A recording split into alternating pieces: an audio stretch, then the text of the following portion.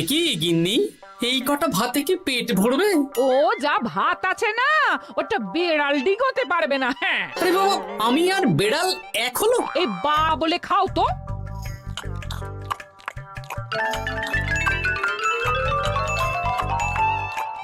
গিন্নি, পেটটা ভরেনি বুঝলে, তুমি আরেক হাঁড়ি ভাত বসাও। আমার জন্য 2 হাতা রাখা আছে, ওটাও খেয়ে নাও না, খাও। আমি আর ভাত বসাতে পারবো না, এখন উনুন ধরাও, আঁচ দাও, ভাত বসাও। আহ, আরে তোমারটা তুমি খেয়ে নাও না। তুমি তো জানো আমার এইটুকু খাবার পোষায় না। তারপর তুমি আজকে ওই ওলের ঝোলটা যা বানিয়েছিলে না, আহা। খাই খাই খাই খাই করে আমার জীবনটাও খেয়ে ফেললে গো। আরে বাবা, ভগবান এই পেট দিয়েছে কিসের জন্যে? এত খাটাখাটনি সবকিছুই তো এর জন্যে নাকি? হ্যাঁ,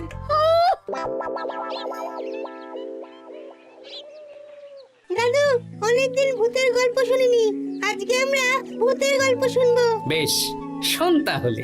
আমাদের রাজ্যে আজ থেকে বেশ অনেক বছর আগে একটা খুব পেটুক লোক থাকতো। তোমার মতন পেটুক? বলতে পারিস, কিন্তু ওর গিন্নি ওকে ভালো মতো খেতে দিত না। তাই একদিন না খেয়ে খেয়ে অক্কা পায় আর ভূত হয়ে এদিক সেদিক ঘুরতে থাকে। তারপর কি হলো দাদু? তারপর তো সে এক মজার ব্যাপার। ভূতকে ওর গিন্নি চোখে দেখতে পেত না, তাই সেই পেটুক ভূত কিছুদিন পর থেকে গিন্নির উপর হুজ্জুতি শুরু করলো। কিরকম হুজ্জুতি দাদু? গিন্নি যা রান্না করতো সব চুরি করে খেয়ে নিত। এই এসব উল্টো পাল্টা কথা বলে আমাকে ভয় দেখাতে পারবে না। হ্যাঁ, এই যে তোরা চটপট খেয়ে নে, নইলে তোদের দাদু আবার ভাগ বসাবে রে। খা। আচ্ছা দিদা। এই শোনো না, তুমি আমার জন্যেও আরো কয়েকটা বেগুনি ভাজো। হ্যাঁ, এই তো একটু আগে 4টে বেগুনি আর 1 বাটি মুড়ি দিলাম। হ্যাঁ, আরে সেগুলো তো পেটের কোন কোনায় হারিয়ে গেছে গিন্নি। তুমি ভাবো আমিও হারিয়ে গেছি? বেশি খিদে পেলে নিজে রান্না করে খাও। আর সে তুমি না থাকলে আমি রান্না করেই খেতাম। দিদা, দাদু কিন্তু তোমাকে চলে যেতে বললো। কি বললে? আমি চলে যাব? আরে তাহলে তাই হবে। এই গুলটে, তুই এসব কি বলছিস বলতো? গুছিয়ে বিদায় নিচ্ছি। আরে আরে আরে, কোথায় চলে যেতে বললাম গিন্নি? হয়েছি আর না, আজকে আমি বাপের বাড়ি চলে যাব। হ্যাঁ, এই দেখো, আমি কোথায় চলে যেতে বললাম? তোমার মনের কথা আমি বুঝে গেছি।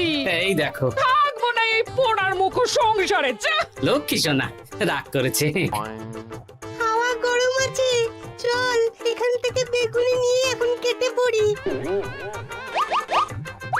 এই সামান্য ব্যাপারে রাগ করার কি আছে বলো তো? এবার নিজের সংসার নিয়ে নিজে থাকো, সারাদিন শুধু খাই খাই আর খাই খাই। নাও এবার ঠেলা সামলাও।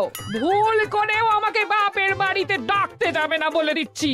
যদি যাও তাহলে আমার থেকে খারাপ কেউ হবে না, এই বলে দিলাম। ওগো, তুমি আমায় ছেড়ে চলে গেলে গো, এবার আমি কার কাছে বায়না করবো গো?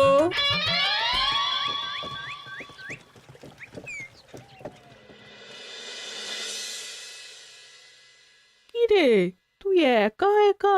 জামাই কোথায়? তোমাদের জামাইকে ছেড়ে চলে এসেছি। এ মা, তুমি কি থাকতে দেবে না আমি চলে যাব? এসব আবার কি কথা বলছিস তুই? হ্যাঁ, এ তো তোরও বাড়ি। আমাদের ভাত ডাল জুটলে তোরও জুটবে। কি হয়েছে রে দিদি? দিন রাত খেটে খেটে কয়লার মতো পুড়ে যাচ্ছি, আর ওনার বায়না শেষ নেই। সারাদিন শুধু খাই খাই আর খাই খাই। এবার বুঝবে জামাই বাবু। হ্যাঁ, নিজে হাত পুড়িয়ে রান্না করার ঠেলা।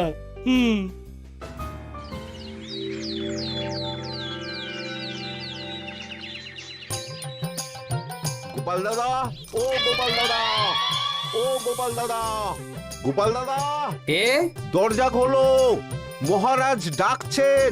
এই রে, অনেক বেলা হয়ে গেল। আরে দরজাটা খোলো। যাচ্ছি যাচ্ছি। আরে আজকে তো গ্রামের সেচ প্রকল্প নিয়ে আলোচনা আছে, মহারাজ তাই তোমাকে ডাকছেন। মুখ হাত ধুয়ে যাচ্ছি।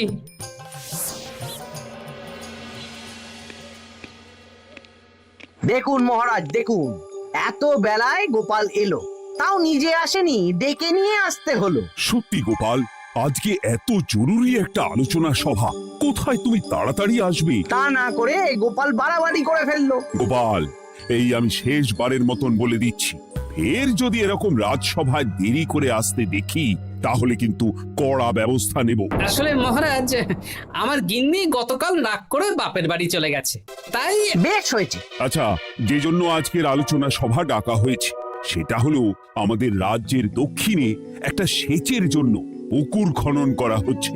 এ তো খুব ভালো কথা মহারাজ। দক্ষিণের চাষি ভাইরা অনেক দিন ধরে জলের সমস্যায় ভুগছিল, এবার একটা সুরাহা হবে। কিন্তু এটার জন্য তোমাদের বেতন কয়েক মাস কম পাবে তোমরা। একি কেন মহারাজ? তোমার তো এখন একজনের সংসার গোপাল, তোমার আবার চিন্তা কিসে? তাহলেও সেচের জন্য পুকুর খোঁড়া হবে, তার সাথে আমাদের বেতনের কি সম্পর্ক? কারণ ভাড়ারের অবস্থা খুব একটা ভালো নয়, তাই আগামী 3 মাস তোমাদের বেতন 5 মোহর করে কম দেওয়া হবে। হ্যাঁ? হ্যাঁ নয় হ্যাঁ। আর ওই 3 মাসের কেটে নেওয়া বেতন চতুর্থ মাসের বেতনের সঙ্গে যোগ করে দেওয়া হবে।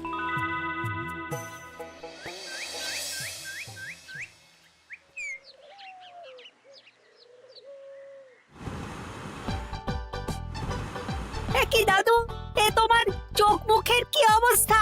কালি ঝুলি মেখে ভূত। কি আর করবো বল, এসব কি আমার কাজ রে? কালকে ভূতের গল্প শোনাচ্ছিলে, আজকে নিজেই ভূত সেজে বসে আছো।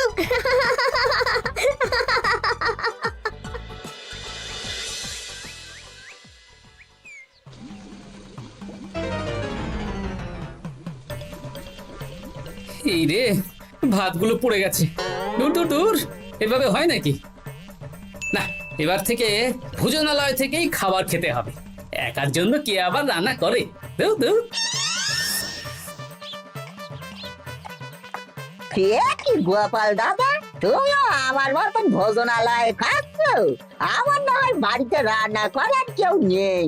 আমারও নেই, যে ছিল সে ছেড়ে চলে গেছে। ভাই, আর একটু ভাত দেবে? গোপাল দাদা, ভাত আর হবে না গো, আরো কয়েকজন দৈনিক খদ্দের আসবে, তাদের জন্য রেখে দিয়েছি। তাহলে কি আর করা যাবে? একটু একটু ওই তরকারি একটা শাল পাতায় মুড়ে দে, বাড়িতে গিয়ে মুড়ি দিয়ে খাবো। আচ্ছা, তা দিচ্ছি। তুমি খাওয়া হয়ে গেলে হাত মুখ ধুয়ে নাও। আচ্ছা গোপাল দাদা, গিন্নিমা চলিয়ে গেল কেন? সে তোর গিন্নিমাকে গিয়ে জিজ্ঞেস কর। সেটা জিজ্ঞেস করতেই হবে, তোমার মতো একটা ভালো মানুষকে ছেড়ে চলিয়ে গেছে।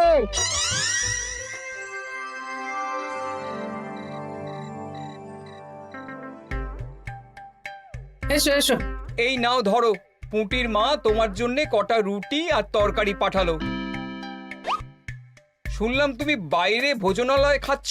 কি আর করবো বলো, একদিনই ঘর দুয়ারের একই অবস্থা করেছো গো গোপাল দাদা। ওই একার সংসার, এখন আমার কাজের মধ্যে দুই, খাই আর শুই।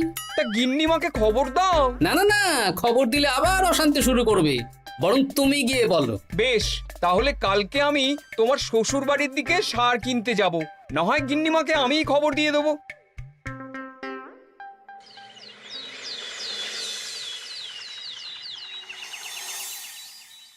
বাড়ি ঘর অগোছালো, তাতে আমি কি করতে পারি? এখন আমি আর ওই বাড়িতে থাকি না। হ্যাঁ, শুধু তাই না, গোপাল দাদা বাইরে ভোজনালয়ে তেল মশলা দেওয়া উল্টো পাল্টা খাবার খাচ্ছে গো। থাক, আমাকে এসব কথা শোনাতে আসবে না পুটির বাবা। আমার খাটতে খাটতে জীবনটা কয়লা হয়ে গেছে, কয়লা। ওনার বায়নার শেষ নেই। হ্যাঁ, বুঝলে গোপাল দাদা, আমি গিন্নিমাকে অনেক করে বোঝালাম, কিন্তু কিছুতেই কোনো কথা শুনলো না। বেশ, শুনতে হবে না। এরকম বললে হয় নাকি? চারিদিকে ঘর দুয়ার অগোছালো, খাবারের থালা বাসন এদিক ওদিক ছড়িয়ে ছিটিয়ে আছে। ওরে বাবারে, ইঁদুরেও আস্তানা করেছে। যা হচ্ছে হোক।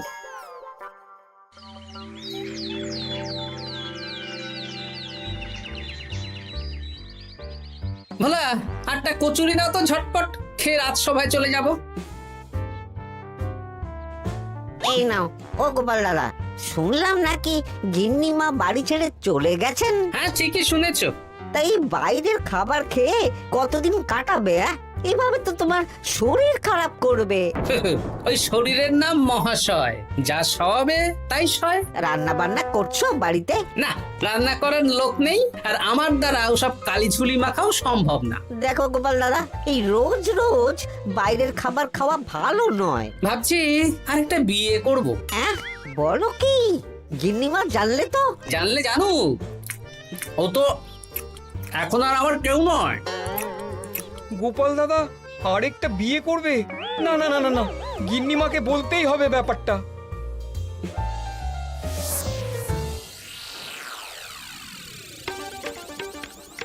গিন্নিমা, তুমি আবার এসেছো পুটির বাবা। সর্বনাশ হয়ে গেছে।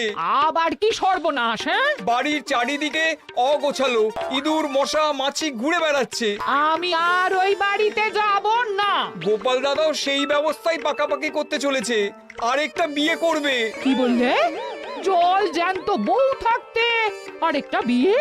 হ্যাঁ, আমি আজকেই যাব। ওর একদিন কি আমার একদিন? হ্যাঁ, আমি আজকেই যাব। এই দিদি, এক মুহূর্তে এরকম বদলে গেলি কেন?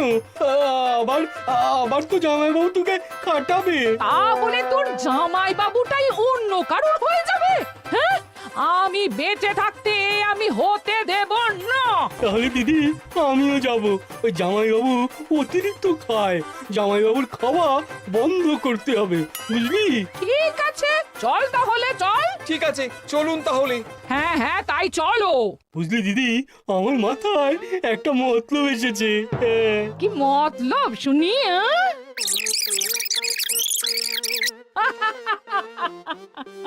এই বেশ তো বেশ, এতে যদি তোর জামাই বাবুর অতিরিক্ত খাওয়া কমে তাহলে তো ভালোই কথা। হ্যাঁ, কিন্তু খুব সাবধান, গোপাল দাদার নজর কিন্তু বাজ পাখির নজর। তাহলে যাওয়ার পথে একটা সাজঘর হয়ে যেতে হবে। হ্যাঁ, তাড়াতাড়ি চলুন, রাতে মনে হয় ঝেঁপে বৃষ্টি হবে। কই গো, বলি কোথায় গেলে? এ কি, আমি তো বেশ ভালোই ছিলাম, তা তুমি আবার ফিরে এলে কেন? আমি বেঁচে থাকতে তুমি আবার বিয়ে করবে? ওসব চলবে না। আমি এক সাধক বাবাকে নিয়ে এসেছি, তোমার সব ভীমরতি ইনি ছড়িয়ে দেবেন। হ্যাঁ, আজকে থেকে তোমার অতিরিক্ত খাওয়া দাওয়া বন্ধ করার দায়িত্ব এনার। যা বাবা,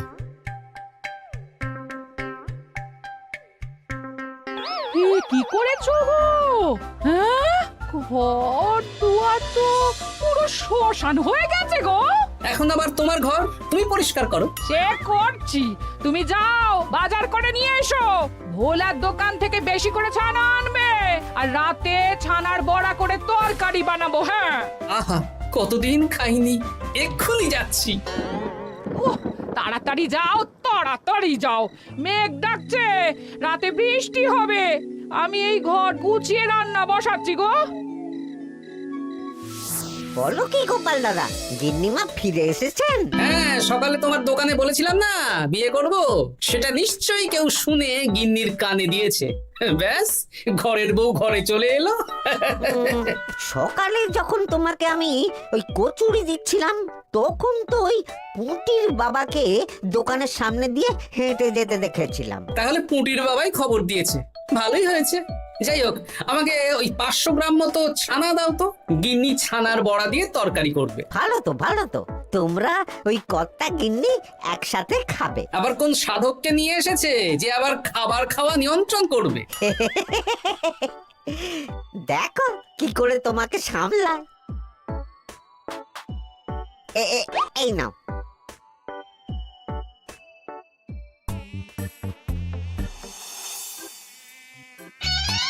দেখি গিন্নি, আমার জন্য দুটো বড়া আর ওনার জন্য এতগুলো? বেশি খেলে তোমার চেহারা ঠিক হবে না বৎস, তোমাকে রোগা হতে হবে, তাই কম খেতে হবে, বুঝলে? ঠিক আছে, আপনাকে আমি মজা দেখাচ্ছি। অগত্যা গিন্নির হাতের খাবার খাচ্ছি, এই আমার 14 পুরুষের ভাগ্য ভালো।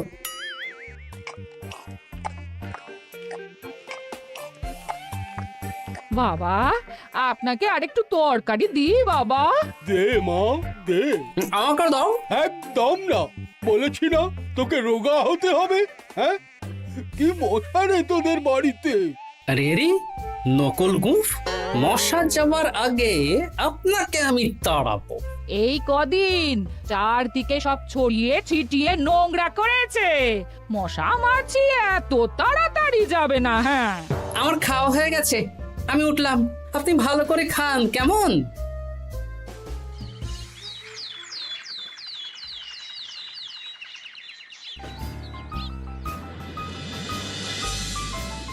বিজ্ঞানী, আরে গোপাল যে, কি ব্যাপার? একটা সাহায্য চাই বিজ্ঞানী।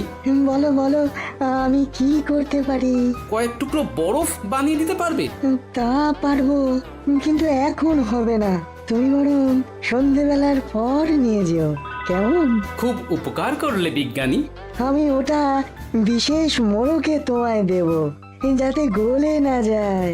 ধন্যবাদ বিজ্ঞানী, এখন তাহলে আসি।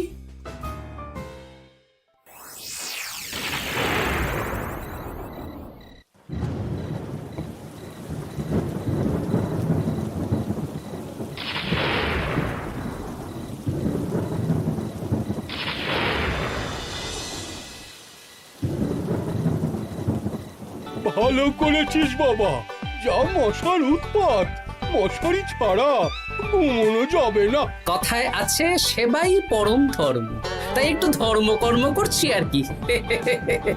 আপনি ঘুমিয়ে পড়ুন, আমরা ওই ঘরে গেলাম। হ্যাঁ,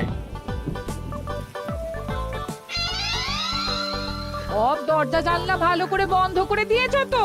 ঝেপে বৃষ্টি নেমেছে।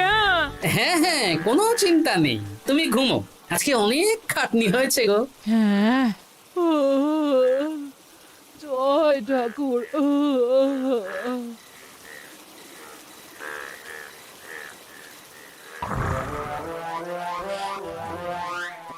এই তো গিন্নিও ঘুমিয়েছে, এবার আসল কাজ শুরু হবে।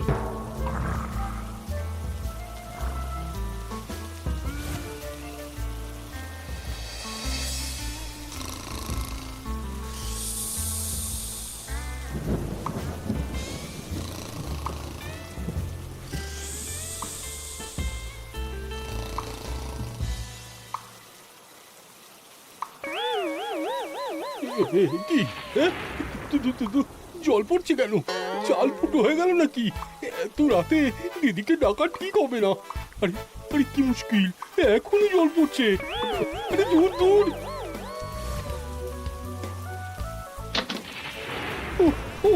বাপরে বাপ।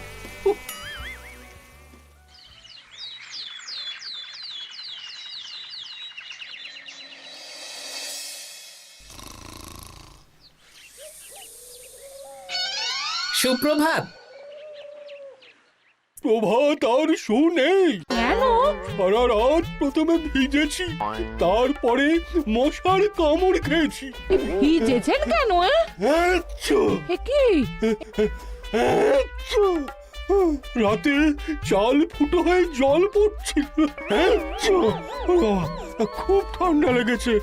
একটু একটু মধু আর তুলসী পাতা দে, একটু খাই। এই দিচ্ছি বাবা। এ হতেই পারে না, কদিন আগেই তো চাল সারিয়েছি। ঘরের মধ্যে তাহলে জল এলো কি করে? ঠিক যেভাবে আপনার নাকের নিচে নকল গোঁফ এসেছে শ্যালক বাবু, ঠিক সেইভাবেই। এই রে, হয়ে গেল। দাড়িটাও তো নকল। না মানে আমি বুঝিয়ে বলছি গোপাল, তুমি তো একটু বেশি করে খাও, তাই আমি ভেবেছিলাম ওই তোমার যাতে খাওয়াটা একটু কমে, তাহলে আমার দিদির খাটনিটা একটু কমবে। খাটনি কমাতে তো আপনি আসেননি, উল্টে আপনি নিজে ছলে বলে খাচ্ছিলেন। অতিথি হিসেবে এলে নিশ্চয়ই খাওয়াতাম, কিন্তু এটা আপনি ঠিক করেননি। ওগো, ও তো আমার ভালোর জন্যই করেছে। তুমি আমার বিবাহিত স্ত্রী, ও এখন তৃতীয় ব্যক্তি, তুমি ওর কথা কেন শুনবে? হ্যাঁ, প্রথমে বাচ্চাগুলো মস্করা করলো, সেই শুনে তুমি চলে গেলে। হ্যাঁ, ওরা তৃতীয় ব্যক্তি, ওদের কথায় কান দিলে। তারপর পুঁটির বাবার কথা শুনে বিশ্বাস করলে আমি সত্যিই বিয়ে করছি। হ্যাঁ, এই জন্যই তো চলে এলাম। হ্যাঁ, এখানে পুঁটির বাবাও তৃতীয় ব্যক্তি, আর তারপর শ্যালক বাবুর কথায় আমাকে কম খেতে দিচ্ছ, আর উনিও তৃতীয় ব্যক্তি। ইয়ে, না মানে? হ্যাঁ মানে, না মানে কিছু না। যখনই সংসারে স্বামী স্ত্রীর মাঝে তৃতীয় ব্যক্তি প্রবেশ করবে তখনই অশান্তি হবে। নিজেদের সমস্যা আমরা নিজেরাই ঠিক করে নেব। আচ্ছা গো আচ্ছা, ঠিক আছে, আর কোনো বাইরের লোকের কথা শুনবো না। এবার বলো তো, ছাদ থেকে জল পড়ার ব্যাপারটা কি? ওটা তো কাল রাতে মশারির উপরে বরফ রেখেছিলাম, আর সারা রাত ধরে বরফের জল শ্যালক বাবুর গায়ে পড়েছে। ছাদ ঠিকই আছে গিন্নি। হ্যাঁ নয় হ্যাঁ, কাল যখন খাবার খাওয়ার সময় দেখলাম আপনার গোঁফ খুলে যাচ্ছিল, আপনি ঠিক করলেন, তখনই একটা সন্দেহ হয়। ওরে ওরে গোপাল, আমি আর তোমাদের কর্তা গিন্নির মাঝে থাকবো না। আমি পালাই, আমি পালাই। ও, ও, ও, ও, ও, ও, ও।